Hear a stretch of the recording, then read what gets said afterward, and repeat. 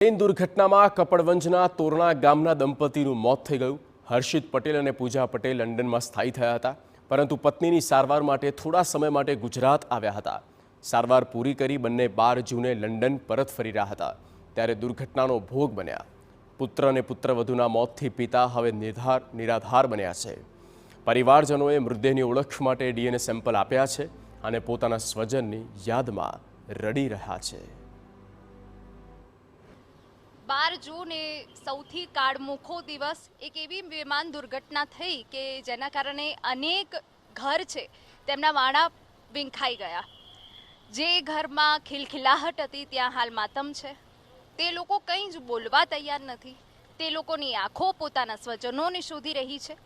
અને એવા જ એક પરિવાર કે કપડવંજના તોરણા ગામના કે જે ના પણ માથે પરિવારના માથે આપ તૂટી પડ્યું હોય તે પ્રકારની સ્થિતિ છે। આ જે પરિવાર છે તેમના પણ પુત્ર અને પુત્રવધુ કે જેઓ લંડનની સફરે ગયા હતા, પરંતુ આજે કાર્ડ બનીને આ દિવસ આવ્યો છે કે એક અંતિમ સફર થઈ ગઈ।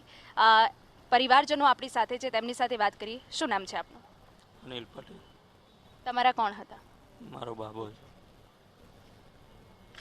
લંડન જઈ રહ્યા હતા? શું કામ હતું? તૈયાર સ્ટુડન્ટ ત્યાં જ રહ્યો, 2 વર્ષથી ત્યાં જ છે। અહીંયા આવ્યા હતા તમને મળવા માટે? થોડું મેડિકલનો પ્રોબ્લેમ હતો, એની વહુને મિસકેરેજ થઈ ગયું હતું। ત્યાં અહીંયા આગળ આવ્યા હતા ટ્રીટમેન્ટ માટે, ત્યાં બરોબર થઈ નથી એટલે 10 દિવસ માટે આવ્યો હતો। તમે એમને એરપોર્ટ સુધી મૂકવા ગયા હતા? હા, એરપોર્ટ મૂકીને આવ્યો।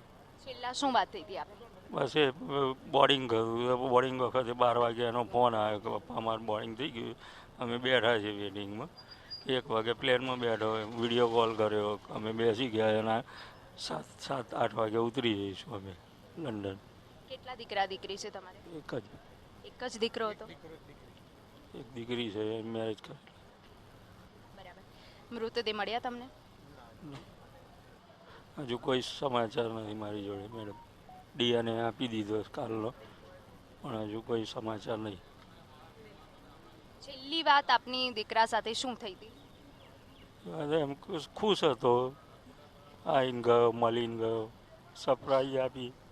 ખબર નથી મને કઈ આવવાનું થઈ। 2 વર્ષે આવ્યો। 2 વર્ષે તમારો પુત્ર તમને મળવા આવ્યો?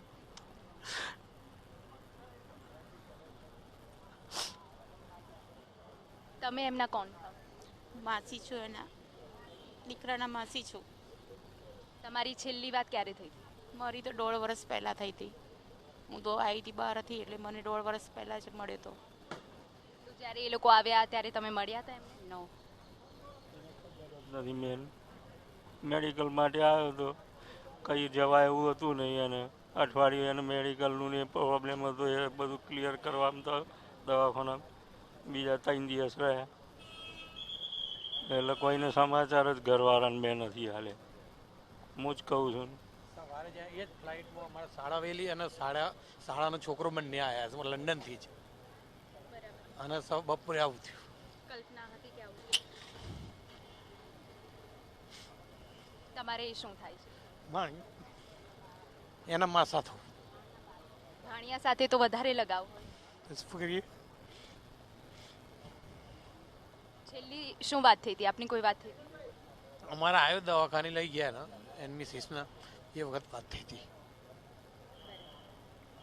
બાકી કોઈ વાત નહીં। તો કપડવંજનો આ પરિવાર કે જેઓએ પણ પોતાના પુત્ર અને પુત્રવધુ ગુમાવી દીધા છે ને, આવા એક ઘર નથી, અનેકો ઘર છે કે જેમના માળા વિંખાઈ ગયા છે। કેમેરા પર્સન ઇમરાન શેખ સાથે હિના ચૌહાણ, TV9 અમદાવાદ।